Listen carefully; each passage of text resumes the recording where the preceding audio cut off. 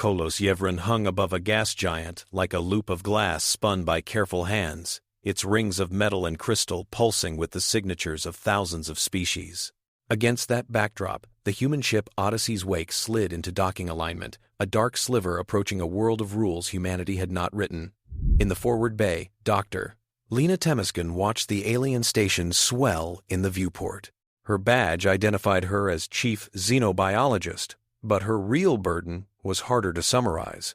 She had grown up under a hot African sky that baked dust and disease into the air, had watched epidemics roll through villages without asking permission, had chosen immunology because fighting invisible enemies was the closest thing to justice she could imagine. Now, the patient was humanity's reputation. Behind her, Commander Raphael Dunn checked the docking readouts. He had flown combat patrols before he had ever worn a formal diplomatic uniform. His thumb tapped twice along the console as the clamps locked, a habit that had survived a dozen training programs. "We are secure," he said. "Atmosphere exchange is stable, biofilters at maximum. Kolos Yevrin keeps a tidy house." "They have reason to," Lena replied. "Most of them have never met a world like ours." Dalen Feld, the main diplomat, smoothed his jacket blue fiber with a single thin line of green at the collar, colors chosen to signal cautious cooperation in Jari pheromone codes. "Which is why we lead with protocol and humility," he said. "No surprises." In the galley-turned prep lab, a deck below, Dr. Nari Alcala eyed a row of sealed containers. She had pared her recipe down until it was more chemistry than cuisine. Sterilized tomatoes, carefully cultured herbs, vinegar made in clean vats, then, measured with the focus of a surgeon, capsaicin, an engineered analog of capsaicin that could not replicate, metabolized cleanly, and pinged sensors in predictable ways. It still smelled like home. She ran her analyzer again. The sigh she let out when it came back clean fogged the inside of her mask. "This is the most over-tested salsa in human history," she muttered. Raphael stepped in, suit sealed. "You say that like it is a bad thing. It will be, if anyone keels over," Nari said. "It is so mild the tasting panel on board complained it was boring. If this causes trouble, it will not be the capsicum's fault. It will be the galaxy's. Then we let them see we respect their limits," Raphael said, "and that we are more than what they are afraid of." A few minutes before 7 p.m. station time, Odyssey's Wake's lock irised open into a corridor of impossible cleanliness. The air tasted blank, scrubbed of the faint organic tangle lina associated with real life. Luminescent strips shifted pattern as human bodies stepped through, reshaping the path for legs and feet instead of tendrils or floating pods. The reception hall unfolded beyond like a hive turned inside out. Elevated platforms of woven metal held Zari dignitaries, angular bodies glinting, pheromone arrays shimmering with color. Sevra Lumik, elder and risk analyst, stood at their center, bands pulsing with careful neutrality. Lower down, Sorethi observers drifted in fluid-filled pods, crystalline matrices humming. One pod glowed more intensely. That was Torkal Hen Vess, assigned to study human biology. On an adjacent terrace, Koran officials sat with geometric stillness. Ithri Cho, political operator of the Directorate, watched the humans with eyes that missed very little and doubted almost everything. Dalen bowed with the exact angle Lena had drilled into him. Respectful, not groveling. "On behalf of Earth, we thank you for the invitation to join your community," he said. Translation fields murmured around him, converting his words into scents, tones, and pulses. Sevra's arrays shifted pale yellow. "We acknowledge your arrival. Your vessel meets our sterilization thresholds. Your world is another matter." "We will not pretend our world is simple," Dalen said. "Our first gift is honesty. Dr. Lena Temesgen will speak to that." Hundreds of senses turned toward Lena. She stepped forward, heart hammering steady, training overriding nerves. "We come from a high-threat world," she said. "Our air, water, soil, rich with viruses, bacteria, toxins, predators. We adapted with layered defenses, immune systems, behavior, culture. We cook, ferment, and sometimes we play at the edges of pain to teach ourselves not to break under it. That can look reckless from outside. It has kept us alive. Whispers, chemical and otherwise, rippled through the hall. At the cultural exchange, Lena continued, we will show a small piece of this under your oversight, within your thresholds. Not to impress you with how much we can endure, but to show you we take your safety seriously while remaining who we are. Hours later, the hall had turned into a careful festival. Each species had its own island of food or art, atmospheres held apart by transparent fields. The human table was modest, sealed breads, fruits, a simple herb spread, and the salsa. Each tiny container bore hazard symbols large enough to be seen from across the hall. Lale Omorin, filmed as Nari, now out of the sterile suit and in a simple dress patterned with rendered pepper vines, opened a container under the watchful sensor arrays of Jari monitors. The hall's main screen showed close-ups of each step. No one could later claim ignorance. Human culinary sample, capsicum derivative in solution, the system announced. Non-replicating nociceptive agent. Dose, low. A slender Jari diplomat, designation approximated as Jril, extended a limb, tendrils tasting the air. Sevra emitted a warning pattern. Remember, their thresholds are high. This is a demonstration, not a dare. I know, Jril replied, colors shading toward determination. Our risk matrices say someone must calibrate. Nari raised both hands, palms visible. You are under no obligation.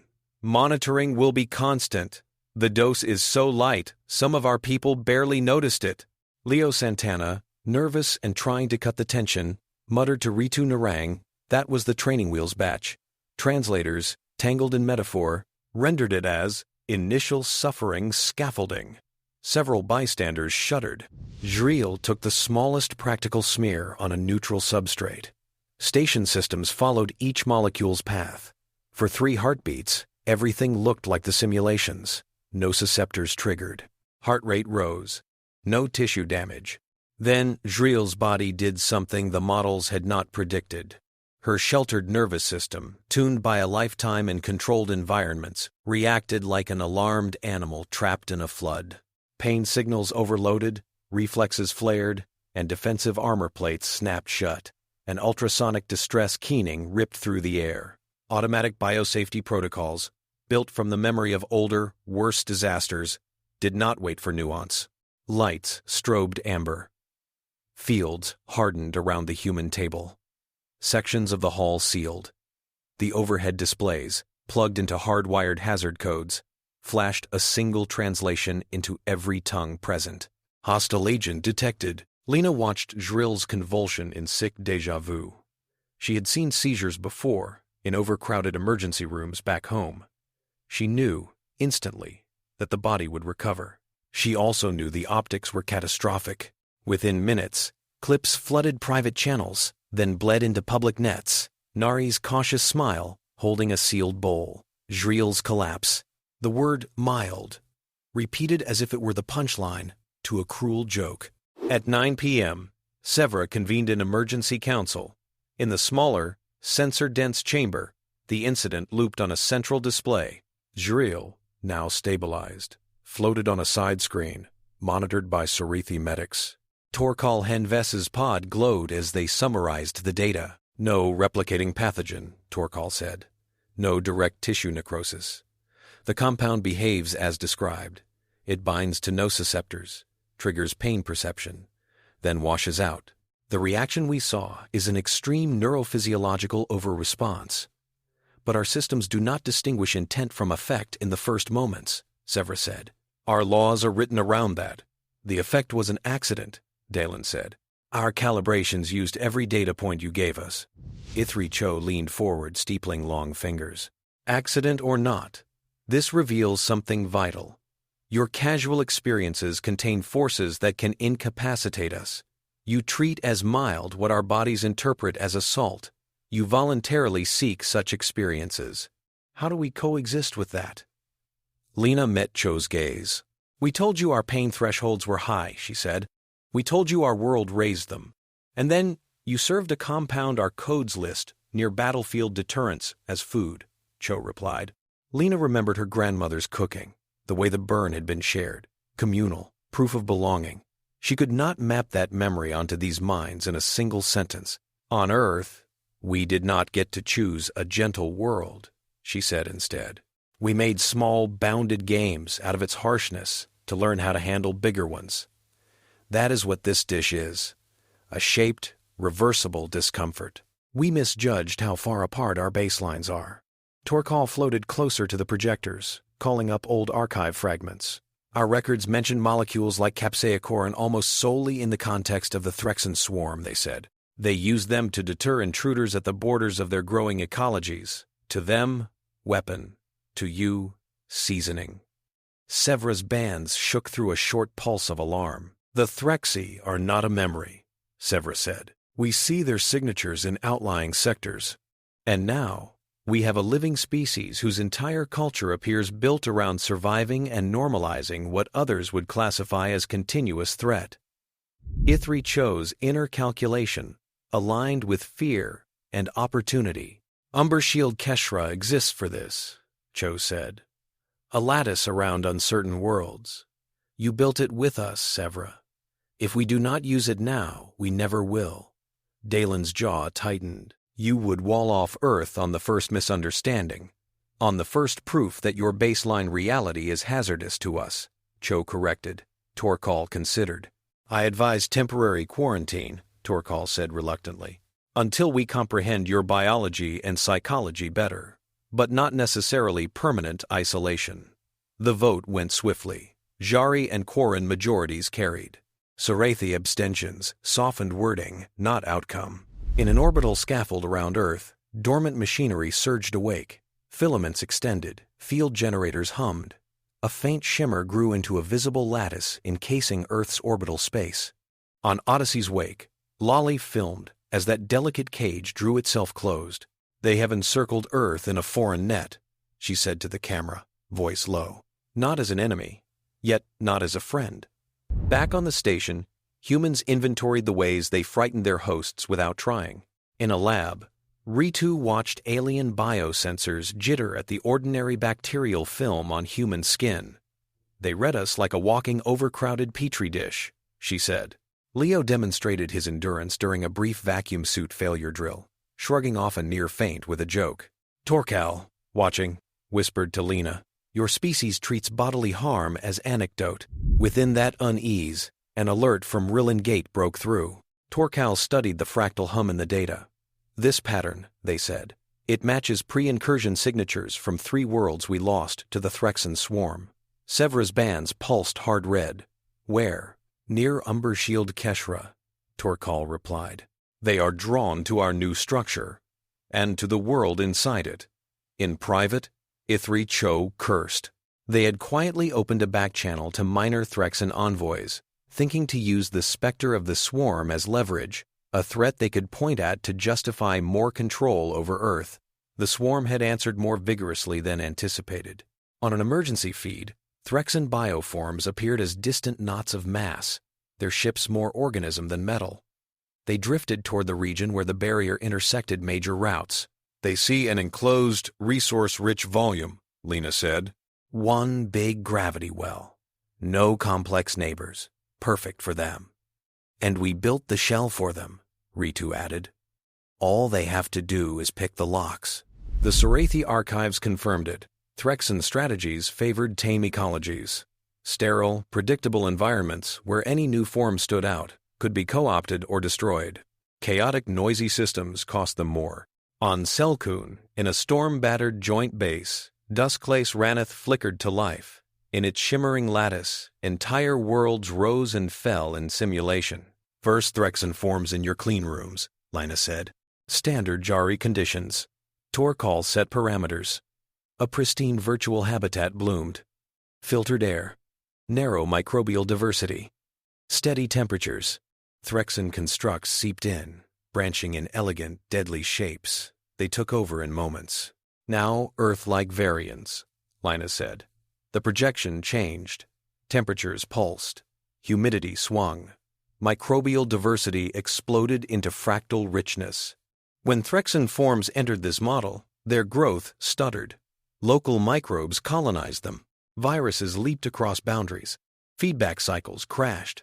Their carefully tuned regulation. They flail, Torkal said softly. They are not built to surf chaos. Neither were we, Lena said. We just did not get a choice. So we learned. An idea, audacious and unnerving, took shape. We cannot turn all your stations into Earth, Lena told Sevra via relay. You would revolt, but we can carve out pockets-controlled compartments that mimic some Earth conditions and put humans in charge of them. Call it a Hearthwall, little islands of chaos that Threxi hate touching. Sevra's initial reaction was stark. You want us to intentionally destabilize our own habitats. In small, contained zones, Lena said. With more sensors than air molecules, you keep your clean cores. We operate the messy edges where the swarm will try to enter. When, not if, Ritu added quietly.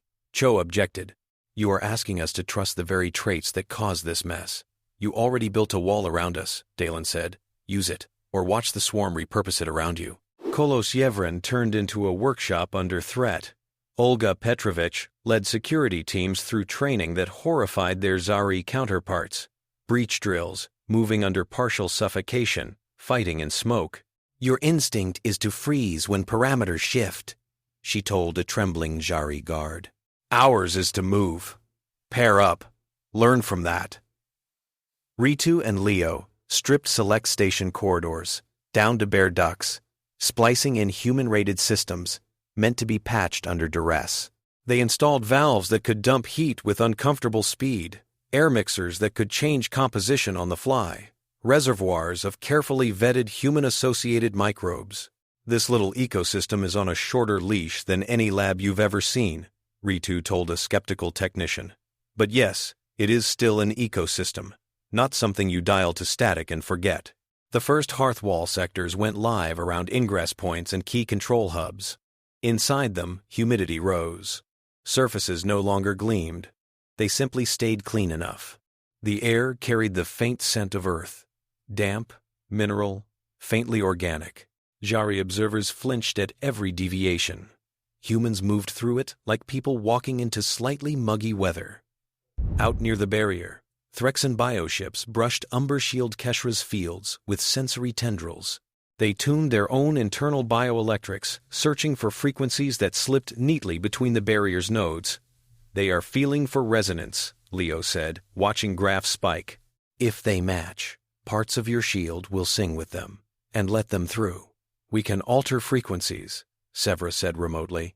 Do, but that is a delay, not a solution, Torkal said. They learn. Despite adjustments, a patch of the lattice faltered, its field geometry warped by Threxan harmonics. A segment of organic ship oozed through, shedding spores that burrowed into control nodes. On Dusklace Ranith's projection, a stain formed and lines of potential extended toward Kolos Yevrin. They are not coming straight for your fleets, Lina said. They want your station, your people, your barrier, all in one bite. On Kolos Yevrin, micro-incursions appeared first at the edges. Greenish films on vents, strange tendrils under bulkheads. Standard sterilization beams slowed them. In regular zones, they learned, hardened, pushed past. In the first Hearthwall compartments, they met something else. A tendril extended into a warm, humid pocket filled with mild human skin, bacteria, and a mottled mold. Instead of finding bare alloy, it found competition. Enzymes chewed at its coat. Temperature pulses and oxygen fluctuations confused its regulatory feedback. The tendril shriveled. Sarethi operators watching through sterilized ports, unsettled. They are being eaten, one whispered. Olga, standing in gear damp with sweat, stepped backward as a Threxan fragment slumped, already overgrown by harmless fuzz. Good, she said. Let the universe do some work for once. Alien technicians assigned as overseers stared uneasily at human rashes, flushed faces, damp hair. You tolerate this level of discomfort as normal? A Murnari engineer asked. This is a bad summer, Ritu said. Not even a good story. Outside, the main Threxan mass approached, a dark, pulsing globe surrounded by a cloud of smaller organisms. Umbershield Keshra's segments flickered as conflicting commands fought. Jari safety protocols, Threxan resonance signals, and now human-grafted overrides. Torkal, in Selkun's control room, pointed at Duskklace Rayneth's real-time composite. If we collapse parts of the barrier inward, they said, we can cage the mass. But the control system is too conservative. It will act too slowly and evenly. It will have to act like us, Ritu replied. Uneven, fast, messy. Ritu had installed manual override links where Umbershield's field channels brushed station systems. It had taken a willingness to pry open panels Jari doctrine treated as sacred. We use the human pathway as a nervous system for the shield, she said. You give me authority, I will squeeze. Sevra hesitated. Around them, stations, ships, and worlds listened. I authorize temporary human-led reconfiguration of Umbershield Keshra, Sevra said. Under our observation, Ithricho's image appeared. Lines around their mouth tightened. Place that statement on all official logs, they said, so there is no doubt about accountability. Dalen tucked away the phrasing. Later, it would matter. For now, the room on Selkun became the brain of a very large, new animal. On my mark, Torkal said, collapse shield segments 20 through 25 around the target vector. Inject environmental package Epsilon into the volume. Modeled high-variance microecologies based on Earth analogs. Lina looked at the scrolling risk estimates. They glared back. High probabilities of localized damage, small but real chance of shield fragments impacting inhabited modules if misaligned. You will injure some pieces of yourself to prevent amputation of the whole, she said. It is not unknown in our medicine, Sevra answered. Ritu's hands went a little numb on the controls, but the training benches of her childhood flashed through her mind. Power surges, blackout drills, teachers yelling for someone to pull the main breaker with wet hands because there was no time to don proper gloves. 3. Torkal counted. 2. 1.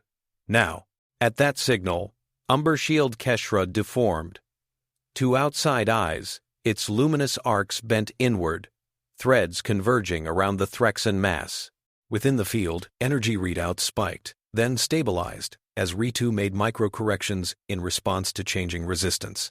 Inside the forming pocket, release devices seeded, pre-designed microbes, chemical gradients, and pulses of radiation. It was not a perfect Earth, no simulation could be, but it was a turbulent, hostile stew compared to the uniformity Threxy preferred. The Threxan organism bucked. Its outer layers tried to thicken into armor, but enzymatic attacks and heat pulses cracked them. It tried to expand, but fields pressed back unevenly, folding it into its own tangled tissue. It attempted to coordinate with the smaller infiltrations already inside Kolos Yevrin, only to find many of them dying in Hearthwall compartments, choked by noise. On station displays, citizens watched a hostile sphere shrivel under the combined assault of strange, invisible actors, microbes, temperature cycles, random-seeming fluctuations orchestrated according to ugly human logic. In one Hearthwall corridor, a Jari observer knelt, limbs trembling, as humans around them grunted and coughed through a final heat spike. How do you choose to stand in this? The observer asked Olga. She thought of flooded basements, of heat waves, of neighborhoods where the air smelled like metal and exhaust, where people still worked double shifts. Someone has to, she said. We are built for it, or at least built to survive it. Within Umbershield's temporary cage, the Threxan mass broke. Its organized networks collapsed into uncoordinated matter, quickly colonized by the very artificial ecology poured in to torment it. What remained was sludge, chemically interesting, no longer strategically frightening. The external threat abated. Alarm codes downgraded in stages. Hearthwall sectors slid, from punishing to merely uncomfortable under careful supervision. Across the nets, one narrative began to displace another. Clips of a Zari diplomat collapsing in reaction to Salsa still circulated, but they were now often followed by feeds of human-led teams wading into sweaty, dangerous compartments to stop something far worse. In the aftermath, Sevra addressed a multi-species forum. Earth remains a high-variance world, Sevra said. Its inhabitants normalize exposures that would harm us. We were right to be afraid. We were wrong to respond only with walls. Today we use their resilience as part of our defense. The structure around their planet will remain, but its legal designation changes from quarantine barrier to Hearthwall. It will be governed by a joint council, including human representation. In private, Ithri Cho tasted the ash of miscalculation. Their secret flirtation with Threxan envoys was no longer a clever gambit, but a scandal in slow burn. They stepped in front of it the only way they knew. "We will ensure oversight," Cho said, into a forest of inquiry lenses. "The Hearthwall will not be a human fiefdom. It will be a collective instrument, designed with tentacles, limbs, and hands together." On Selkuin, Lena removed her gloves and looked at her reddened fingers. Torkal hovered near. "Dusklace Raneth showed probabilities," Torkal said. "It did not show people holding on controls until their muscles failed. Models are good for that," Lena answered. "They never sweat."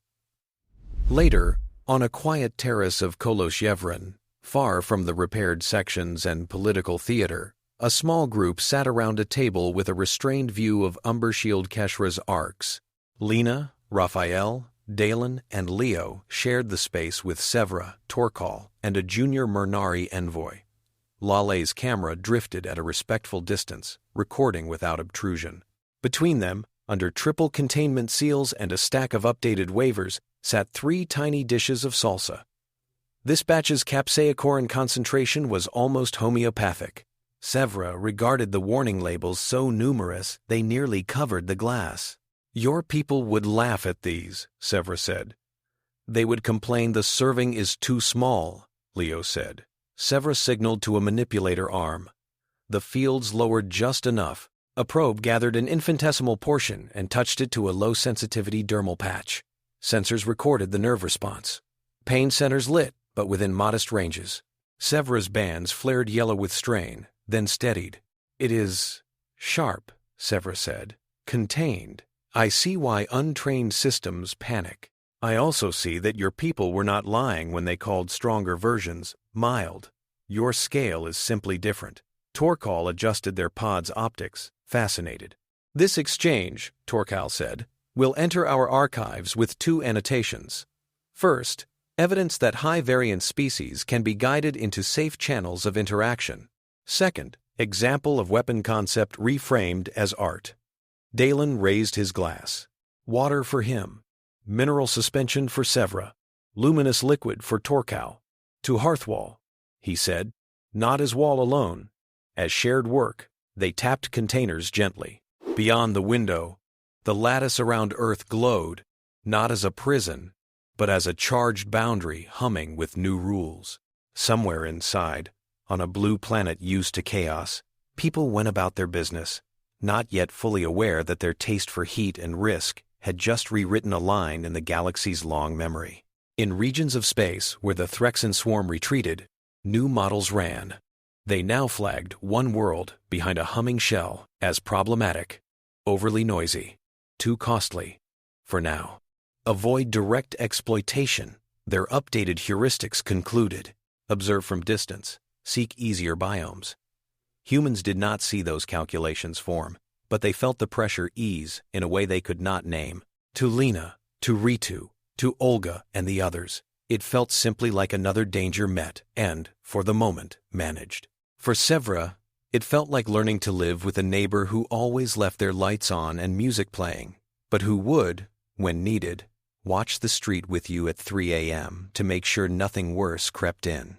For Torkal, it was data and story entwined, a civilization that had turned its relationship with pain into both pastime and protection, now seated at the table where decisions about shared survival were made.